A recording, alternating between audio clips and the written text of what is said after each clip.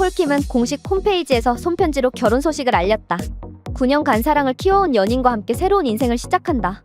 폴킴은 예비 신부에 대해 힘든 순간마다 저에게 늘 괜찮다고 말해주는 사람이라고 말했다. 예식은 두 사람의 뜻을 담아 양가 허락하에 치르지 않기로 결정했다. 절차, 의식을 최대한 간소화하면서 서로의 마음에만 집중하겠다는 취지다. 폴킴은 팬들에 대한 감사 인사도 잊지 않았다. 늘 그랬듯 노래하는 폴킴으로 제가 받은 고마운 마음 잊지 않고 성장하는 모습 보여드리겠다. 항상 부족한 저에게 넘치는 사랑을 주는 폴인러백에 고맙다고 전했다.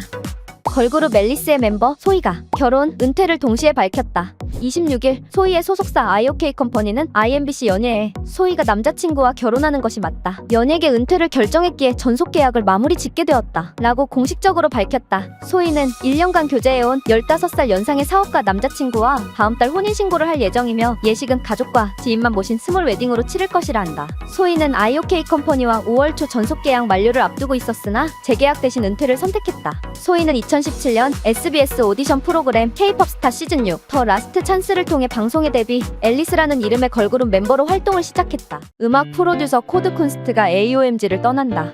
26일 AOMG는 공식 SNS에 코드쿤스트와의 전속 계약 종료 소식을 전했다. AOMG는 2018년부터 지금까지 다방면에서 멋진 행보를 보여준 그에게 감사의 말씀을 전하며 AOMG는 앞으로도 코드쿤스트의 활약과 성장을 진심으로 응원하겠다며 그동안 보내주신 여러분의 아낌없는 성원과 사랑에 감사드리며 코드쿤스트의 새로운 도전과 활동에 큰 사랑과 관심 부탁드린다고 당부했다. 최근 AOMG는 간판 아티스트들이 대거 이탈 중이다. 사이먼 도미닉, 그레이, 우원재, 이하이 등이 최근 AOMG와 전속 계약을 마무리했다.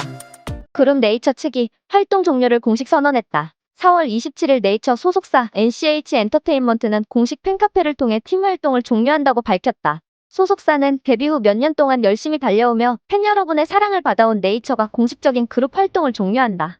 네이처의 복귀를 기다려주신 많은 팬 여러분께 이 같은 소식을 전하게 되어 대단히 죄송하다는 말씀 전해드린다라며 호체를 발표했다. 이어 당사와 멤버들은 오랜 고민과 논의 끝에 그룹 활동을 종료하고 앞으로 각자의 길을 가기로 결정했다. 멤버 소희는 당사에 남아 음악, 연기 등 다양한 개인 활동을 이어갈 예정이라고 전했다.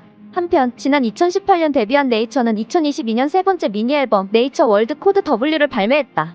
앞서 멤버 하루가 일본의 한카바쿠라 SNS 계정 홍보 영상의 접객원으로 소개돼 충격을 안긴 지 하루 만에 돌연 그룹 해체를 발표한 것.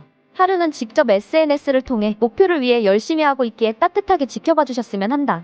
가게에서도 멋진 분들과 만날 수 있어서 즐겁게 일할 수 있으니 안심하라라고 밝힌 바 있다.